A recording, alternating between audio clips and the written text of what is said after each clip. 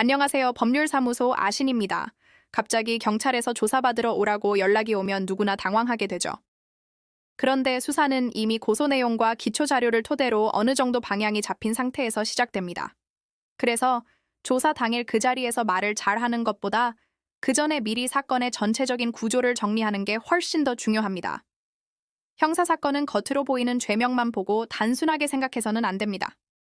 예를 들어 절도는 점유와 불법 영득의사, 성매수는 대가성과 인식, 성범죄는 진술의 일관성과 객관적인 정황, 보험 사기는 자금의 흐름과 공모관계가 핵심 쟁점이 되죠.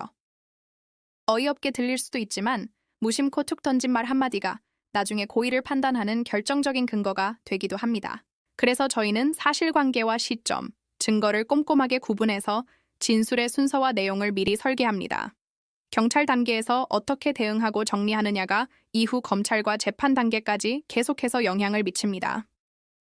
무작정 억울함만 토로하기보다는 인정할 부분과 다툴 부분을 명확하게 나누는 것이 우선입니다. 저희는 사건을 맡을지 결정할 때도 감정에 호소하기보다는 증거 구조와 법적인 위험도를 냉정하게 분석해서 판단합니다. 그래서 당장 선임을 전제로 상담하기보다 현재 단계에서 꼭 필요한 대응 방법이 무엇인지 먼저 설명해 드립니다. 형사사건이 민사문제로 이어질 가능성이 있다면 처음부터 두 가지를 함께 고려해야 합니다.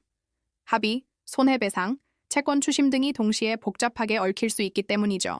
저희는 단순히 소송에서 이기는 것보다 실제로 돈을 돌려받을 수 있는지 그 회수 가능성을 먼저 따집니다.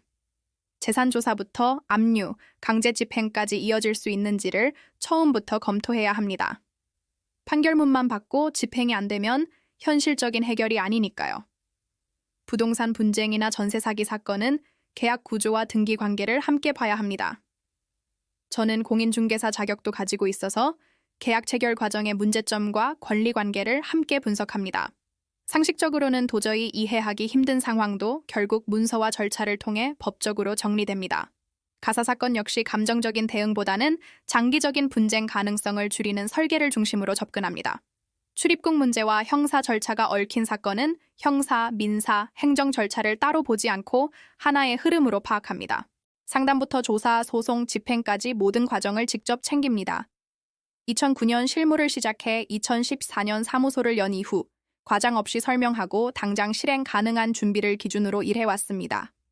이런 판단 구조로 형사부터 민사, 가사, 부동산, 행정 분야까지 전반을 다루는 곳이 바로 법률사무소 아신입니다.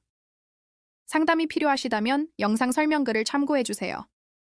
구독과 좋아요는 더 좋은 법률 콘텐츠를 만드는 데 큰 힘이 됩니다.